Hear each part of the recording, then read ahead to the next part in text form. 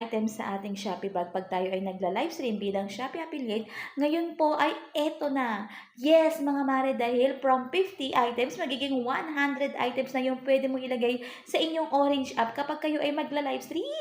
So, mga Mars, ano bang impact nan? Siyempre, Mars, kapag madaming items, marami tayong pwedeng i-flex at maraming pagpipilian ang ating mga buyers. So, madaming items, pwede tayong madaming kitain from 50 kasi magiging 100 na.